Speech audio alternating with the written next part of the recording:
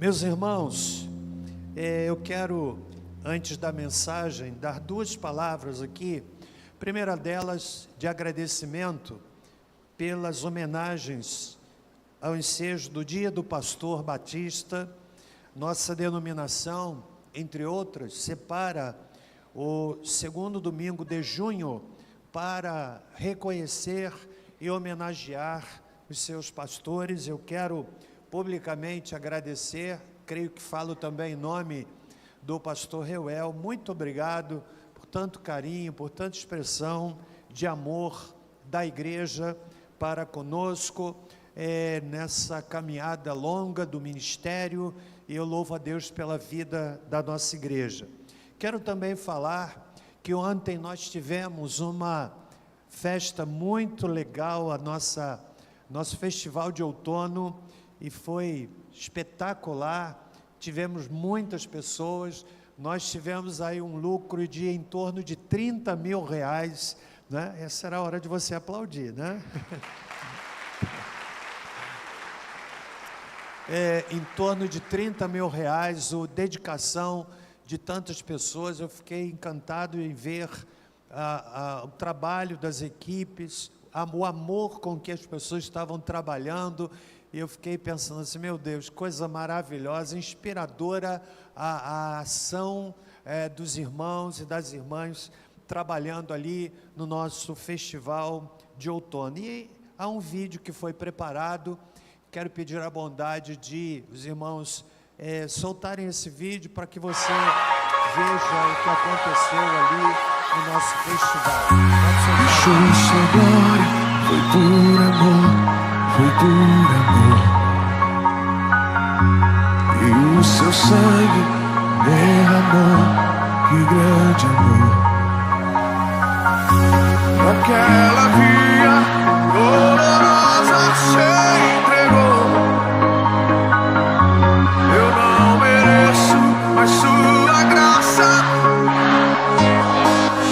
Eu me rendo ao seu amor. Eu me rendo.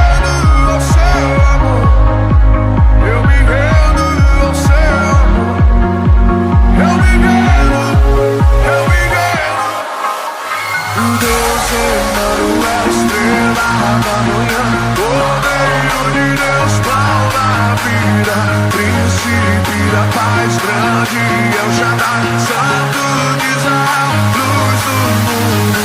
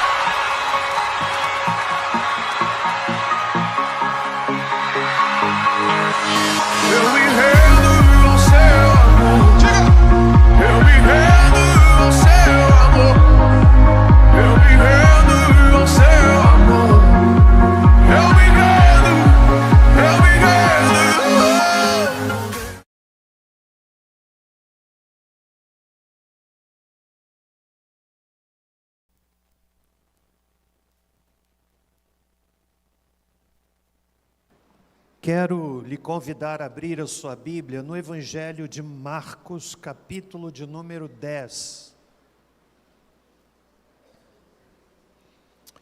Evangelho de Marcos, capítulo 10.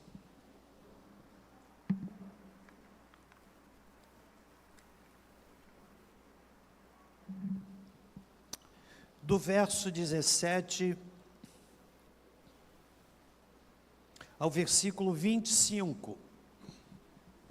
A palavra de Deus nos diz assim: pondo-se Jesus a caminho, correu para ele um homem que, ajoelhando-se, perguntou-lhe: Bom mestre, que farei para herdar a vida eterna? Respondeu-lhe Jesus: Por que me chamas bom? Ninguém é bom, senão um só, que é Deus. Sabes os mandamentos: não adulterarás, não matarás, não furtarás, não dirás falso testemunhos, não defraudarás a ninguém, honrará a teu pai e a tua mãe. Ele respondeu: Mestre, tudo isso tenho guardado desde a minha mocidade. Jesus, olhando para ele, o amou e disse: Falta-te uma coisa. Vai, vende tudo o que tens, dá-o aos pobres, e terás um tesouro no céu. Então vem e segue-me. Mas ele, contrariado com esta palavra, retirou-se triste, porque possuía muitas propriedades. Então Jesus, olhando ao redor, disse aos seus discípulos: Quão dificilmente entrarão no reino de Deus os que têm riquezas. Os discípulos se admiraram destas palavras, mas Jesus, tornando a falar, disse-lhes: Filhos, quão difícil é para os que confiam nas riquezas entrar no reino de Deus. É mais fácil passar um camelo pelo fundo de uma agulha do que entrar um rico no reino dos céus, no reino de Deus. Senhor nosso Deus e Pai, fala-nos através da Tua palavra nesta hora.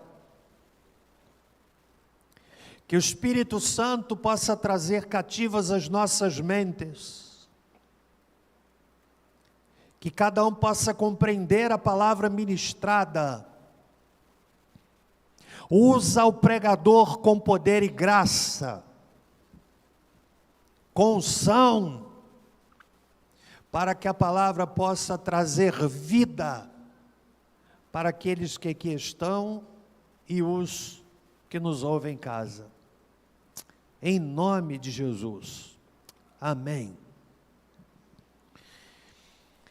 Há uma palavra que se constitui no coração deste texto,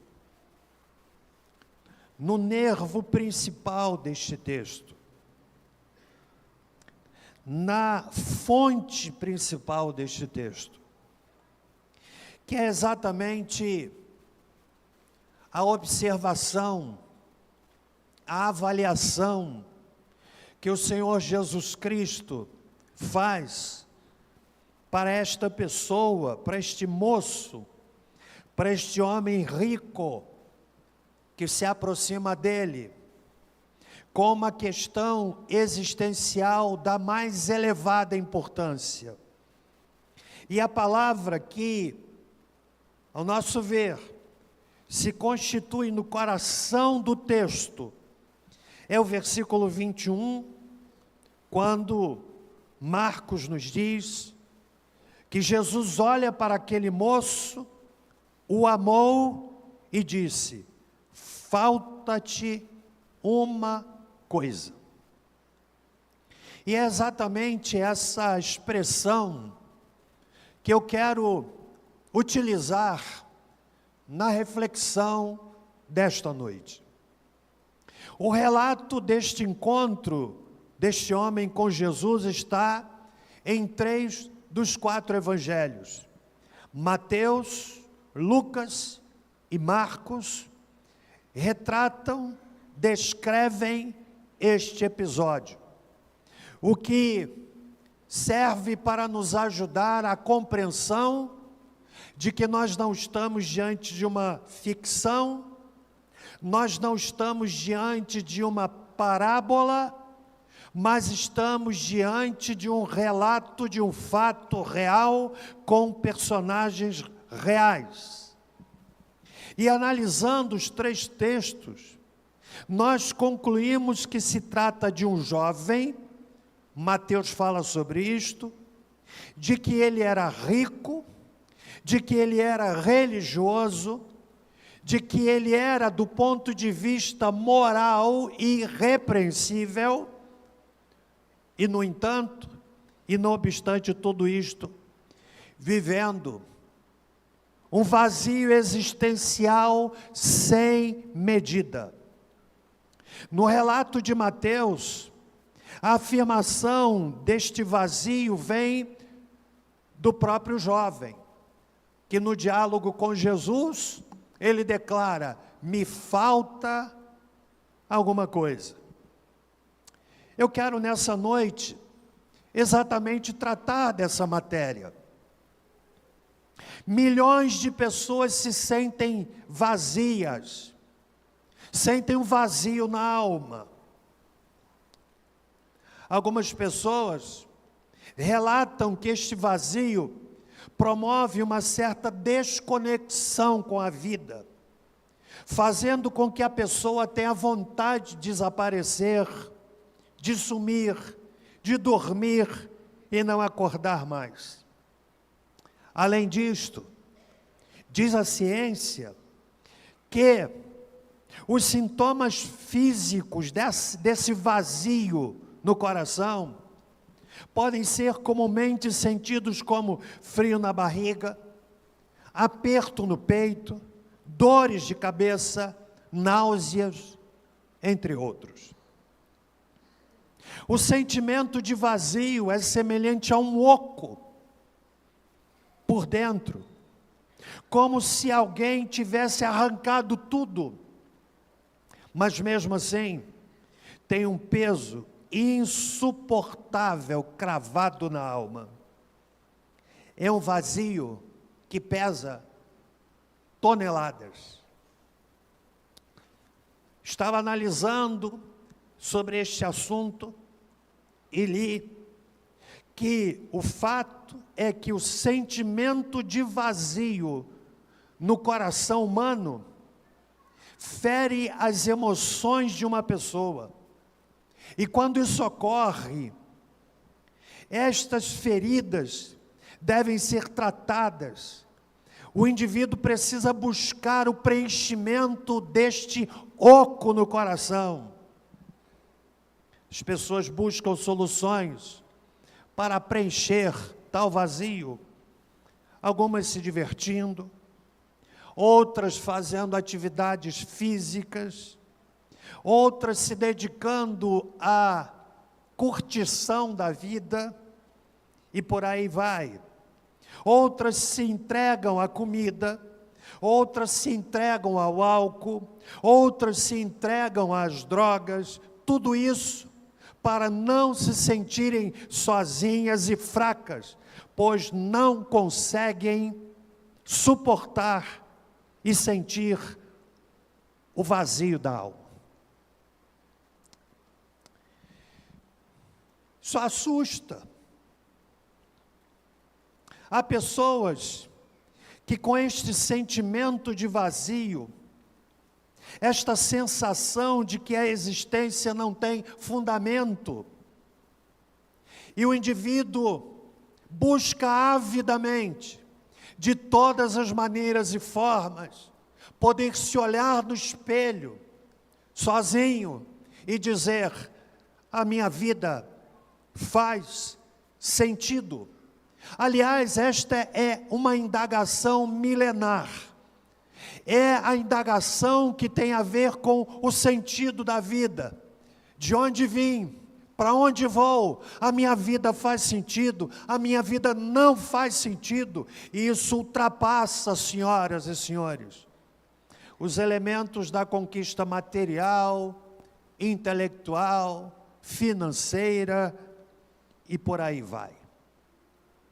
E enquanto eu lia sobre este assunto, eu me deparei com algumas propostas apresentadas por alguns cientistas, no intuito de levar o indivíduo a vencer esse vazio existencial.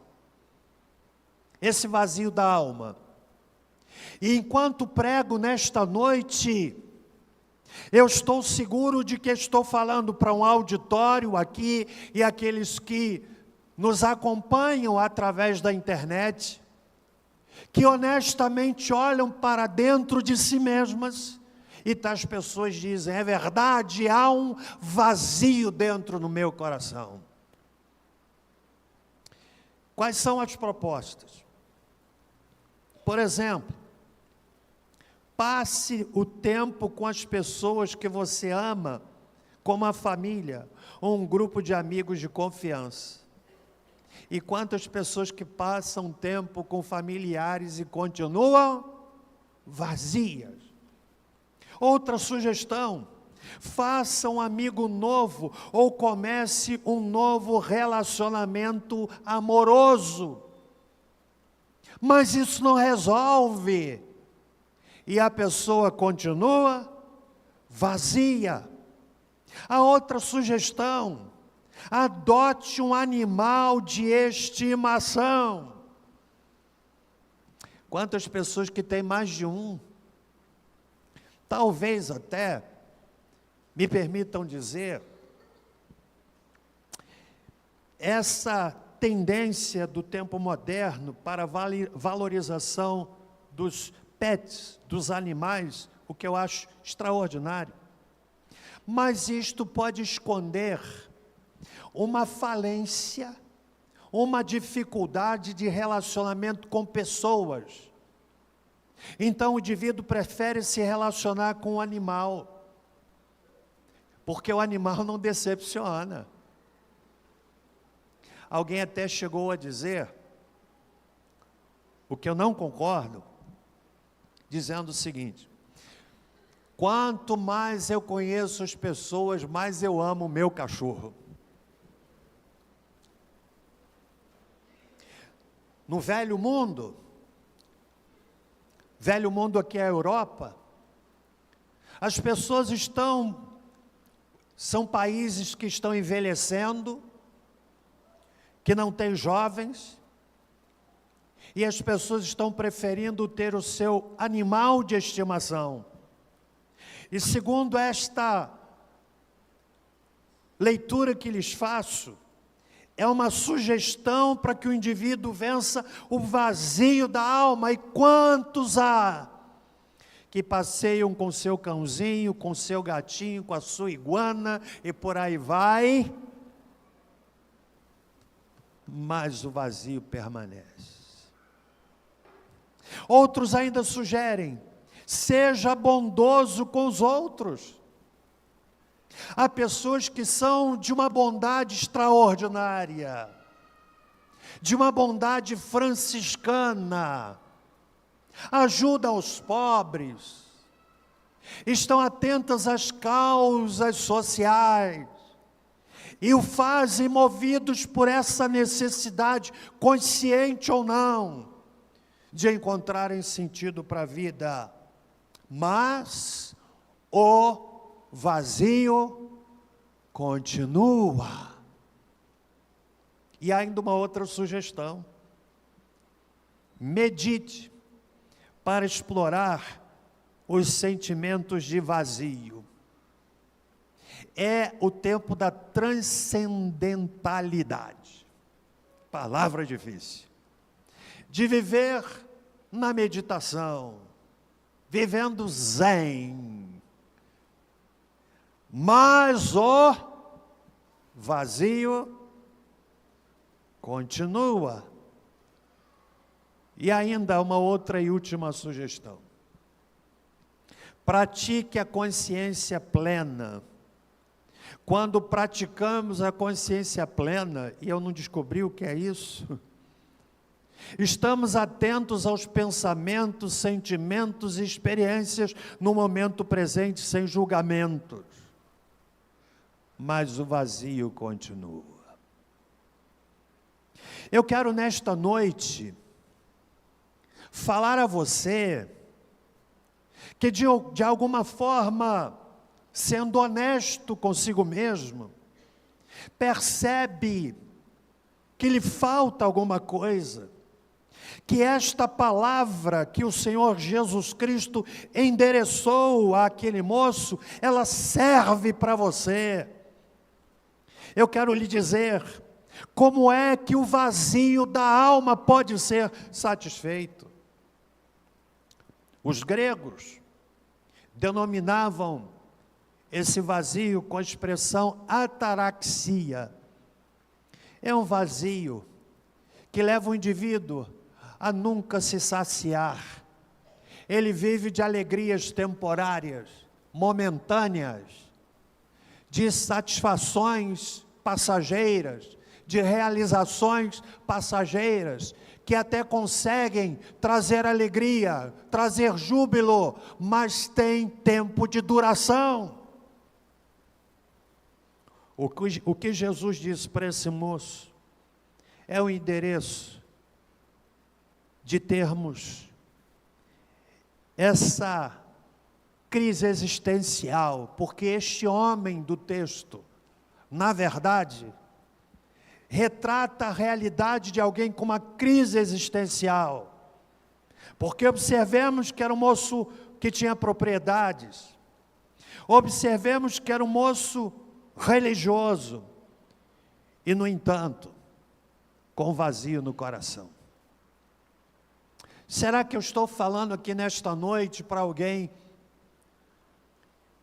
que se identifica, em alguma medida, com o moço deste texto? Será que eu estou falando aqui a alguém que está me ouvindo em casa, que olha para dentro de si mesmo, e sinceramente, se não verbalizou, já pensou, e talvez já tenha pensado e tenha verbalizado. Talvez tenha dito para alguém, tenha dito para um amigo, tenha dito para a esposa, para o marido, para o filho, para o pai, para o colega da faculdade. E por aí vai.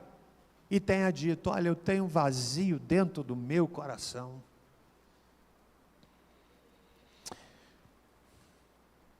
Este homem do texto sagrado reunia todas as condições humanamente imaginárias e possíveis que podiam fazer dele uma pessoa realizada e sem qualquer tipo de conflito existencial. No entanto, ele era uma pessoa insatisfeita. A pergunta do jovem, a palavra de Jesus para ele, falta-te alguma coisa, ou falta-te uma coisa. Observem que o Senhor Jesus Cristo não está dizendo para ele, algumas coisas faltam para você, não. Ele diz, falta-te uma coisa. E esta palavra de Jesus, ela nos mostra o ponto de chegada, o endereço de chegada, para que o indivíduo encontre sentido para a vida. A realidade deste homem mostra, em primeiro lugar, alguém que estava buscando sentido através da riqueza. Marcos 10, 22, nos diz que ele possuía muitas riquezas, muitas propriedades, melhor dizendo. Mateus 19, 22 diz que ele era rico, bem como Lucas, no capítulo 18, verso 23. E eu volto meu olhar para aquilo que um homem rico, poderoso e famoso do Antigo Testamento disse acerca disto, que foi o rei Salomão. No livro de Eclesiastes, capítulo 5, verso 10, ele diz: quem ama o dinheiro, jamais terá o suficiente. Quem ama as riquezas, nunca se sentirá em paz e feliz com os seus rendimentos. Certamente, isso também é ilusão e vaidade. Mas o moço do texto bíblico era proprietário de muitos bens, muito rico. Nós poderíamos concluir automaticamente que esta condição lhe dava a satisfação. O texto não trata de um Zé Ninguém que tinha coisa nenhuma, que vai procurar Jesus com vazio na alma, não. Trata de um homem que tinha muitas propriedades, para quem Jesus olha e diz: falta-te uma coisa. Segundo lugar, este homem tentou sentido para a vida por meio da posição social. Lucas, no texto paralelo, nos informa que ele era um homem de posição. Lucas 18, verso 18. Normalmente a pessoa rica, ela tem posição. Ela é colocada em posições de destaque.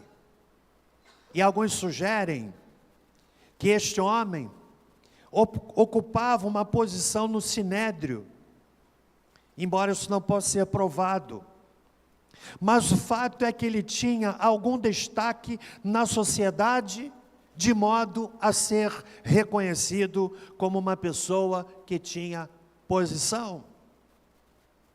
Mas isso também não trazia sentido para a sua vida.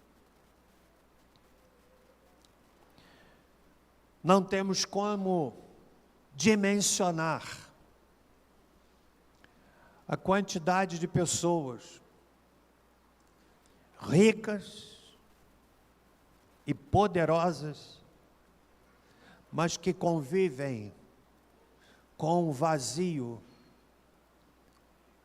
um grito ensurdecedor dentro da sua alma. Mas ainda, este texto nos ensina que este homem também tentou sentido por meio da religiosidade. Jesus diz para ele: sabes os mandamentos, verso 19. E aqui são citados os mandamentos que têm a ver com o relacionamento com outras pessoas. Não adulterarás, não matarás, não furtarás, não dirás falsos testemunhos, não defraudarás a ninguém, honra a teu pai e a tua mãe.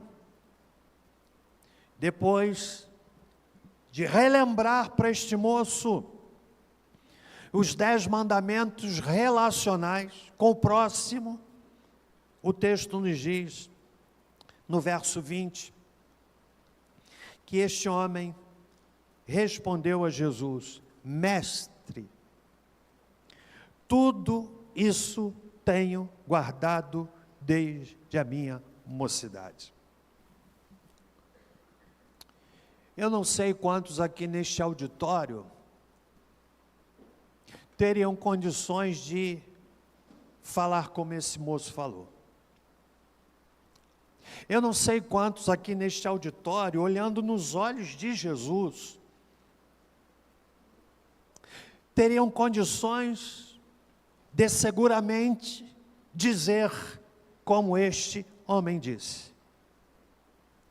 Isto porque, por exemplo, adultério, na perspectiva de Jesus, é mais profundo do que a perspectiva do Antigo Testamento. Porque no Antigo Testamento, o que é adultério? É uma pessoa casada que se envolve com outra pessoa que não é seu marido, que não é sua esposa. Jesus, no Antigo Testamento, essa era a configuração do adultério, está lá nos 10 mandamentos, que tinha a ver com ação, que tinha a ver com algo concreto, que tinha a ver com a materialização de um relacionamento fora do relacionamento conjugal. Mas Jesus fala de adultério não na perspectiva da ação, mas da perspectiva da intenção. Por exemplo, está no Sermão do Monte. Se alguém olhar para uma mulher com intenção maldosa, já no seu coração cometeu adultério. Vejam que ele está dialogando com Jesus. Eu acho que eu já contei aqui a história daquele colega pastor, eu ouvi dizer, provavelmente já contei, porque o que é que eu não contei para essa igreja? Que ele estava num shopping, passou perto de uma banca de jornais, e viu um jovem da sua igreja, analisando, admirando, algumas revistas duvidosas. Você entendeu o duvidoso, né? E o menino estava olhando, estava meditando, estava analisando, estava pesquisando. O pastor chegou perto dele, amorosamente, disse: e aí, meu filho, o que você está fazendo? Olha a espiritualidade do menino. Ele se volta para o pastor e vem com resposta bíblica. Ele disse assim: a Bíblia diz, examinais tudo e retendes o que é bom.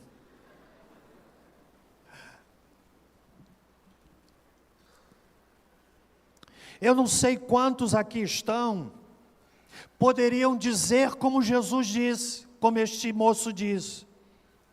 Mas eu quero que você entenda, ele era extremamente religioso. Mas a religiosidade não substitui o relacionamento. Há pessoas que são muito religiosas. Nosso país é um país extremamente religioso.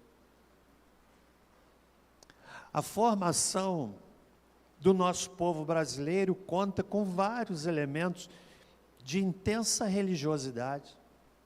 Imaginem, os colonizadores europeus, extremamente religiosos.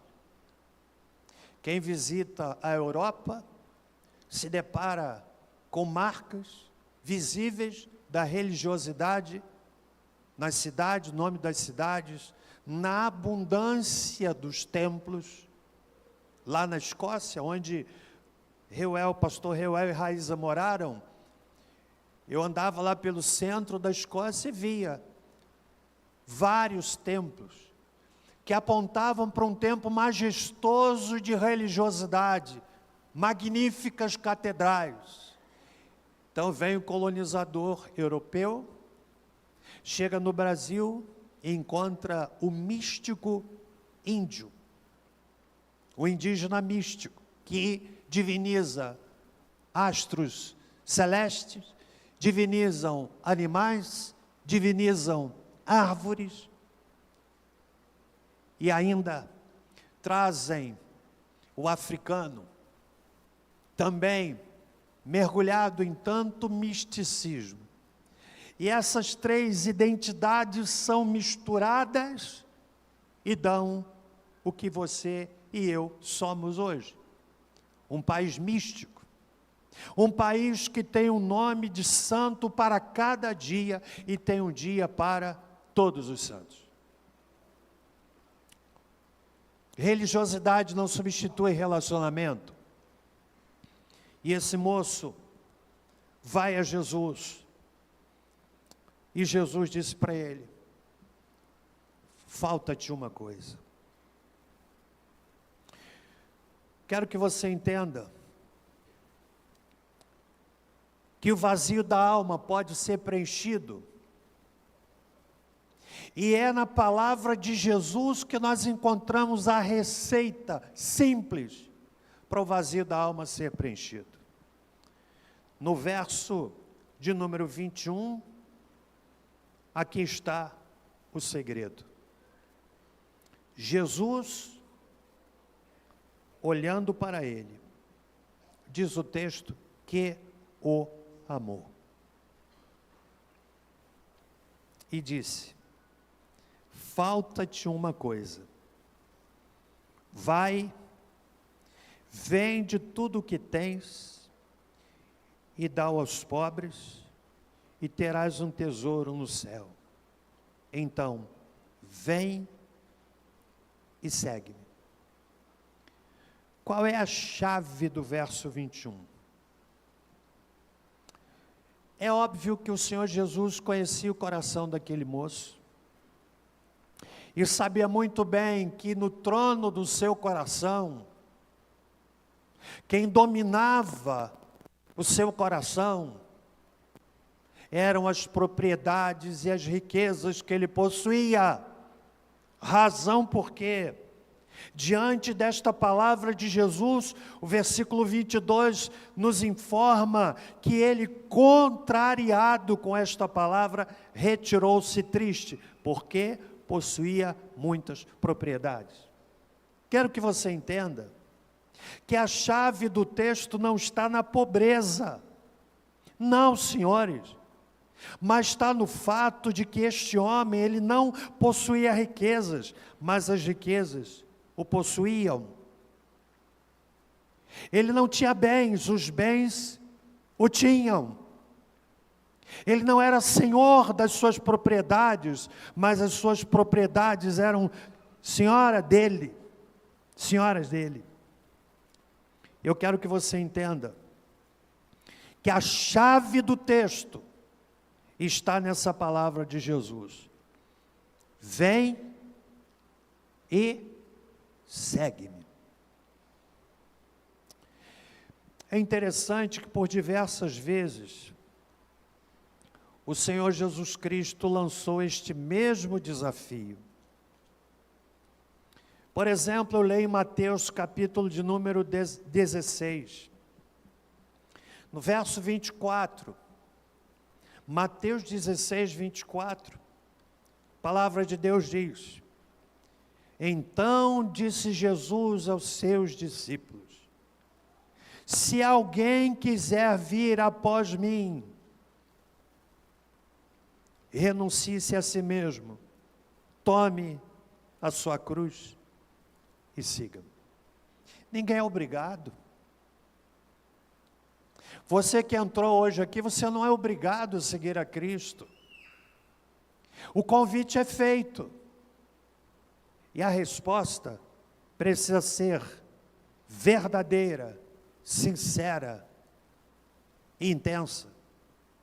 Há pessoas que pensam que pelo simples fato de entrarem numa igreja, vão sair de lá contaminadas ou contagiadas pelo contato físico. Não. A pessoa ouve, o expediente é a pregação da palavra, é isso que nós estamos fazendo aqui. A palavra é anunciada, e enquanto a palavra é anunciada, o Espírito Santo traduz a palavra do pregador à necessidade e realidade de cada pessoa. É por isso que quando você ouve a pregação, você nutre o sentimento, muitas vezes, de que parece que alguém contou a sua vida para o pregador. Quem é que já sentiu isso? Você sabe por quê? Porque é um mistério. O expediente é a pregação da palavra. O que estamos fazendo aqui é dizendo para você que assim como este moço tinha um vazio dentro do coração, e ele não quis que fosse preenchido, o vazio do seu coração pode ser preenchido. Como? Atendendo o convite de Jesus. No Evangelho de Mateus, capítulo 11, no verso 28, o Senhor Jesus Cristo disse assim: vinde a mim. É um convite, não é uma intimação. Todos os que estáis cansados e oprimidos, qual é a promessa? Qual é a promessa? Verso seguinte: Tomai sobre vós o meu jugo e aprendei de mim, que sou manso e humilde de coração. E olha a resposta ao vazio da alma: e encontrareis descanso para a vossa alma. Meu amigo, o que cansa o homem é o pecado.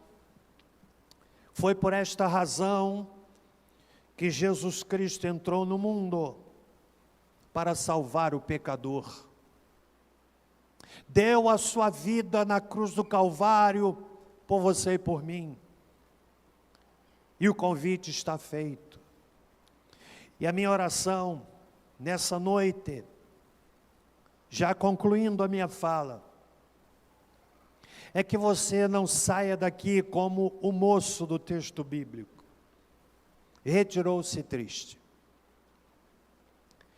Eu quero desafiar você nesta noite a entregar o seu coração a Cristo, a aceitá-lo como seu Senhor e Salvador pessoal. Falta-te uma coisa, e o que falta no coração do homem não é um conceito, não é uma religião, não é um corpo de ensinos. O que falta é uma pessoa, e esta pessoa tem nome, e o nome dele é Jesus Cristo. Curve a sua cabeça, por favor.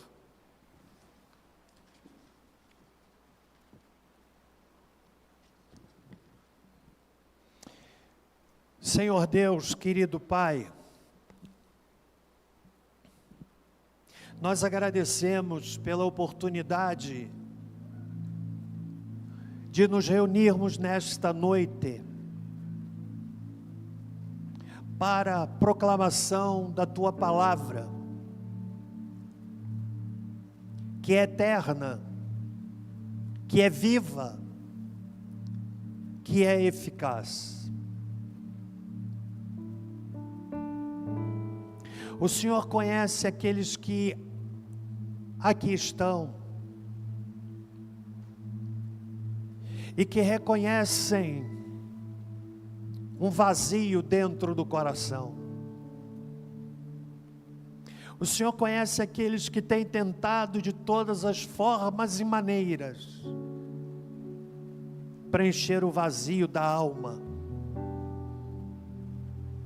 encontrando mais vazio, mais tristeza. Eu oro, Senhor, para que em nome de Jesus, aqueles que ouviram a palavra, que estão buscando, possam hoje ter o ponto de chegada, possam entregar a vida a Jesus Cristo. Quero pedir à congregação que mantenha sua cabeça reclinada. E você que está aqui, que deseja hoje dizer: pastor, essa palavra me alcançou. Eu tenho vazio dentro do meu coração. Eu quero que ele seja preenchido. Eu vou fazer uma oração e quero lhe convidar a fazer suas as minhas palavras. Uma oração para lhe ajudar.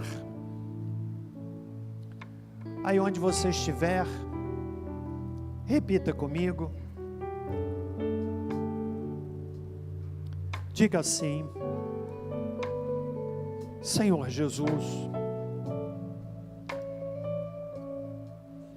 eu venho diante do Senhor,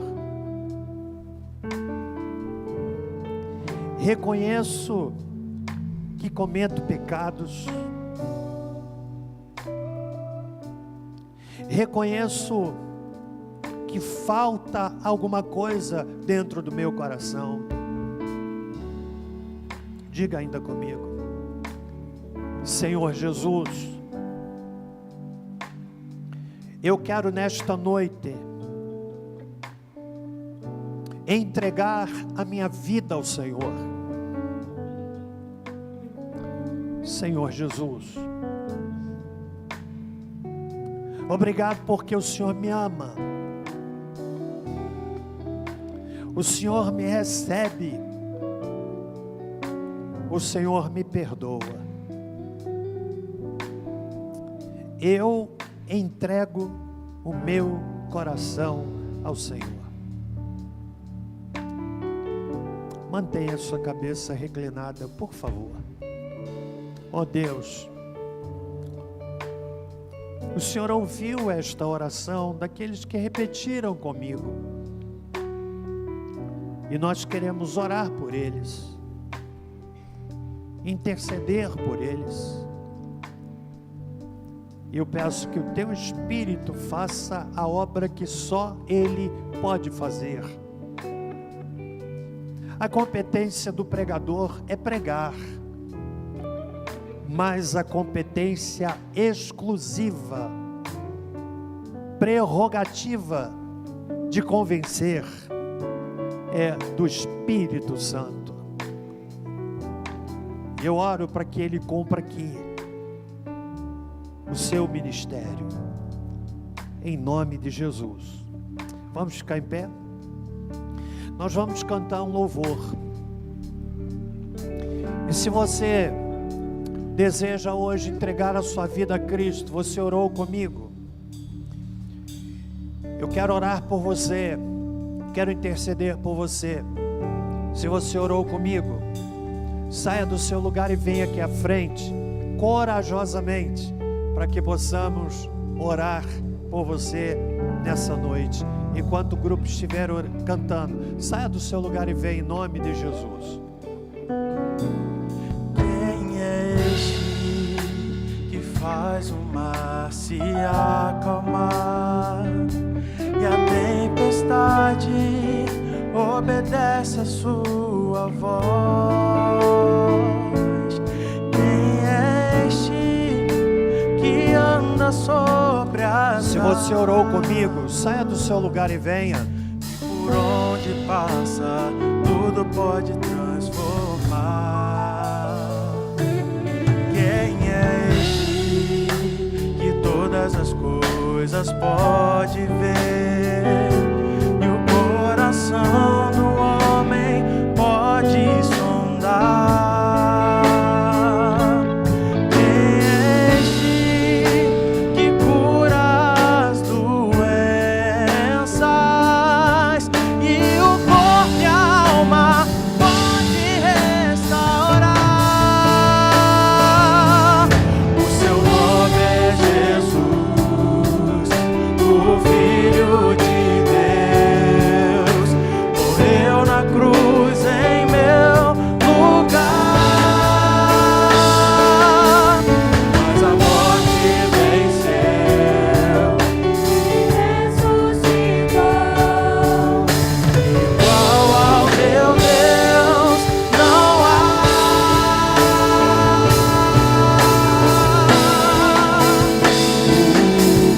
Meu Deus é um Deus de milagres, não há limite para o seu poder agir.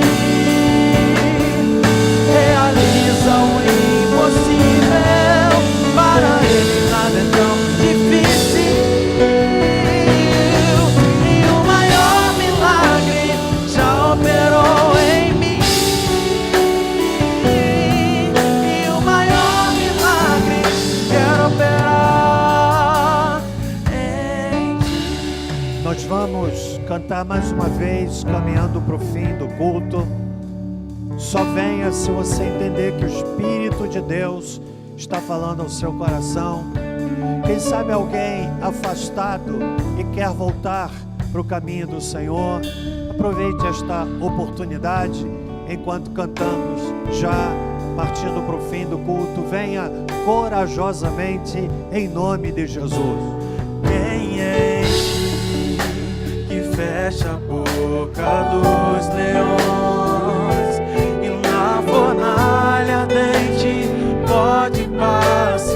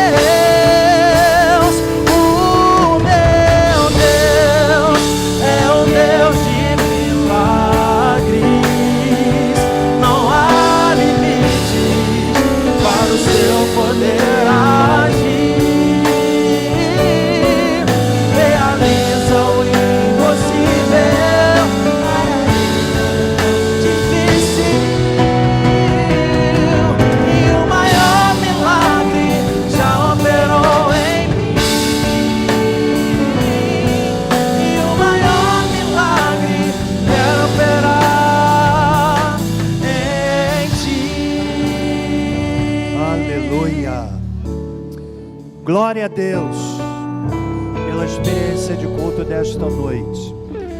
Nós vamos orar finalizando o culto, finalizando este dia, pedindo ao Senhor que guarde aqueles que vão viajar, aqueles que vão tomar decisões importantes nesta semana.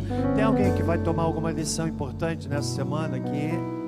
Ali uma pessoa. Quem mais? Lá em cima alguém vai tomar ali uma decisão importante lá.